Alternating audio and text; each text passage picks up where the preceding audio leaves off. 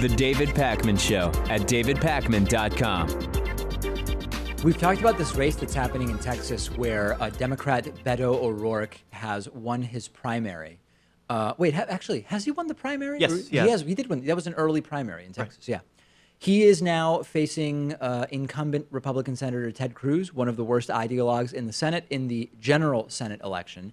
And one of the sort of calling cards of O'Rourke has been that he is swearing off support from outside groups, including super PACs, in his race. And this has been a big point of sort of appeal and lobbying to supporters to make donations to him. But the problem he's having, and this is not a surprise, is that super PACs are helping him anyway. You can't really stop a super PAC from buying ads in favor of one candidate or against another candidate. And we talked about this. It's so funny it's happening now because I mentioned back when Bernie Sanders was running his primary and he talked about, I don't have a super PAC, no super PACs, etc. I was very clear that if Bernie wins the Democratic primary, the super PAC money is going to come in. Sure. He's not going to be able to stop the super PAC money from coming in. So then the question becomes, is it really something to support a candidate on the basis of, given that in the end, they can't really prevent super PAC money from being used to support them? You could say, well, yes, because they are against super PACs. Okay, they can be against them, but individually they can't do anything to get super PACs outlawed, and super PACs can still support them if super PACs determine that that's what they want to do. So I don't really know how to interpret it, but it's not at all surprising that now super PACs are saying, hey, there's Democratic super PACs. Mm-hmm. We want Cruz out, so let's support Beto O'Rourke. You got to wonder if Beto is making this case in good faith because, sure, he gets to look as if he's the anti-corruption candidate, that he's not going to take money and cooperate with super PACs or any of that. But also, he's the recipient of the ads that they're sending out. So it's like he's having it both ways. And I don't know if he's in on that whole thing, but you know, it's certainly a concern. Yeah, there's really no way to know, right? I mean, it's one of those things where if you are running as a Democrat and there's benefit to saying no super PACs, and in the end, you know that if the super PAC money is going to come in, it's going to come in and you can't stop it, it becomes one of those, not a get out of jail free card, but it's sort of, it's a political statement you can make with no downside in a sense. And Scott Dworkin runs the Democratic Coalition. It's a super PAC. And he says he doesn't care that Beto O'Rourke is saying, don't get involved and I don't want super PAC money. He is saying, no, we want Cruz out and we support O'Rourke and we're just going to run ads and spend money to help Beto O'Rourke. You can't do anything about it. And you mentioned that we knew it was going to happen to Bernie Sanders if Sanders ended up winning the Democratic nomination. Yeah. You can say the same thing about this race because even though it's not on the level as a presidential election is, I mean, this is a big seat. This is Ted Cruz's seat, and the Senate could be up for grabs in 2018. And so I think it's not that a surprise. The exception would be if it appeared to the super PACs that Beto had no choice. Then they might just say, well, we've got a limited amount of money. We're not going to try to help Beto O'Rourke in Texas. Clearly, the window of opportunity is open enough that even super PACs are saying there is some value to trying to help Beto O'Rourke here in his race against Ted Cruz. And I recognize that it's a major race. Knocking off an incumbent Republican senator in the state of Texas would be a massive accomplishment. And I know that Beto O'Rourke is not the furthest left guy. We've talked about that. But compared to Ted Cruz, come on. Yeah, and you can have those squabbles during the primary phase of an election. But once the general election comes around, I think you have to make some sacrifices. And if Beto O'Rourke gets into Congress and turns out that he is actually against money in politics, maybe he can do something about it. Yeah, and that's good for everyone, I think. Yeah, I totally agree. There's a soldier who lost her ear in a car accident in 2016, and she has a new transplanted ear that was grown in her arm. And we've seen this, we've seen examples of this before, and plastic surgeons have the idea now of transplanting the ear. And I think that this is, as fascinating as this is, and it is very, very fascinating, I think that this is only the early stages of the eventual growth from scratch of organs and body parts in effectively in a lab of sorts. So while this is a major advancement for human use, this has been tried like with mice and rats for a very, very long time. It's not new technology. The new part is actually using it and transplanting it and it benefiting an individual in this way. And the mainstreaming of that is major, major news. But I think the big picture is actually the growing of organs and body parts absolutely in a lab. especially now because stem cells are becoming a lot less controversial because you can take a sample from an embryo without killing the embryo anymore. Right. And I guess it's a similar process to how we approach in vitro fertilization. Sure. So if you get the anti-abortion wing off of this, and you know they're completely outside of the stem cell debate, it's not going to be very controversial, I think. I mean, why wouldn't we want to do this? You would think that it's not, but Sure. never underestimate the ability of the religious right to concoct outrage. Oh, they could say that you're playing God, I guess. Sure. But we're already playing God in our society as it is. That actually is one where it's just a matter of where you draw the line. Like if you say that surgery is okay, that's a very, very advanced technological medical intervention. At least as it's Antibiotics? done right now. Antibiotics. Contact lenses. Did God not give you the eyesight that he or she intended you to have? You are, in a sense, playing with God's natural, the desires that God established.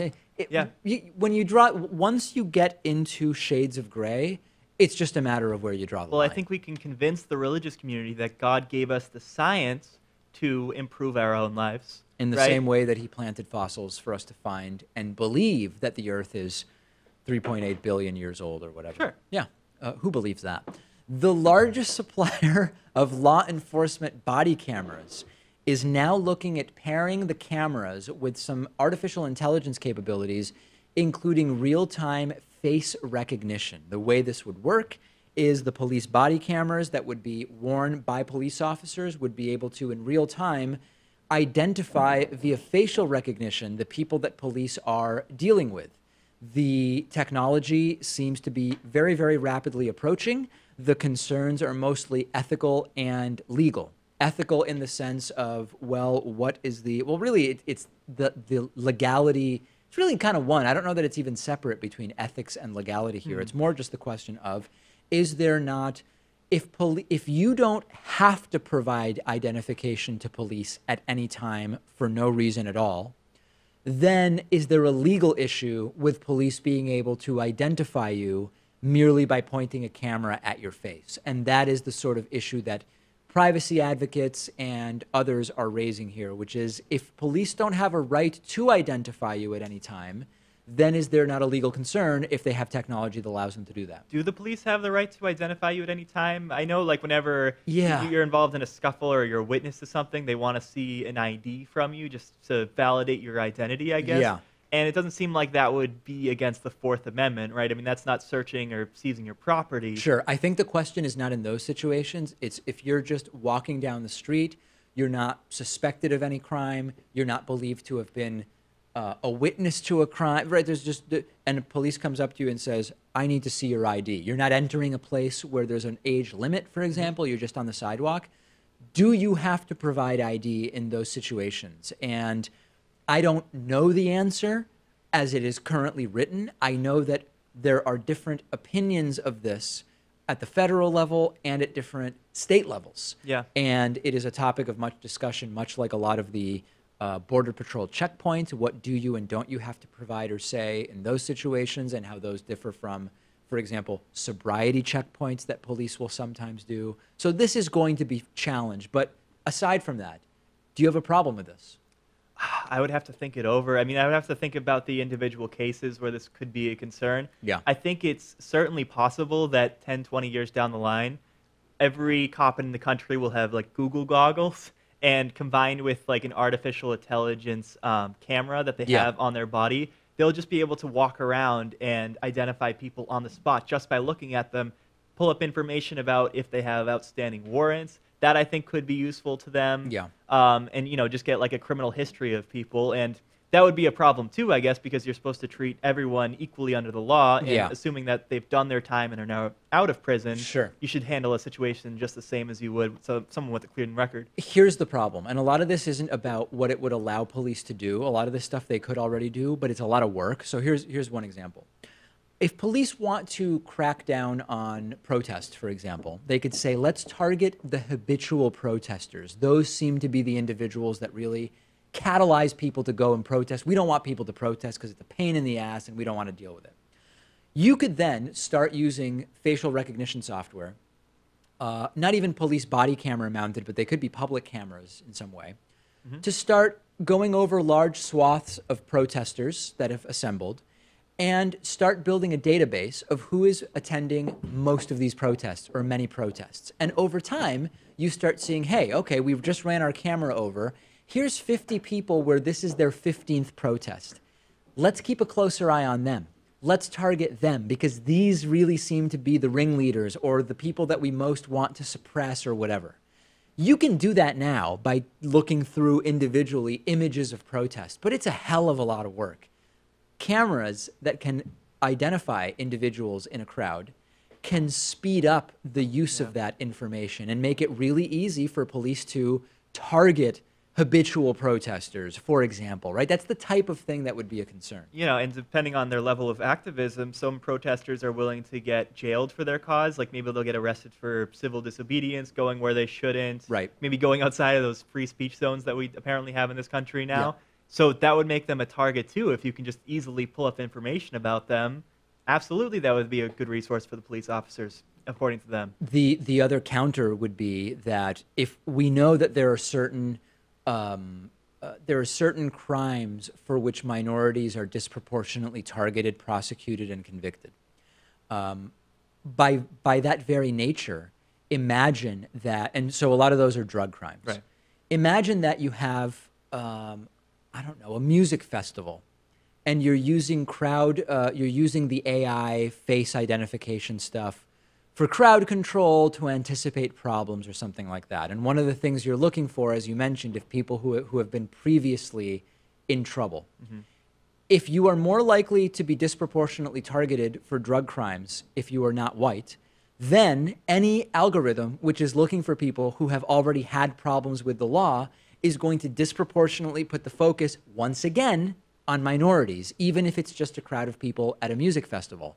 So you are basically creating a vicious circle of extra targeting of non-white people. Like that's another concern that could come from this type of technology. I mean, I think this implementation could be done in good faith. Sure. I mean, I think it's reasonable to be cynical of how the police would apply such technology, though. You're not wrong, but the problem with all of these things is not what do we think our local police department would do.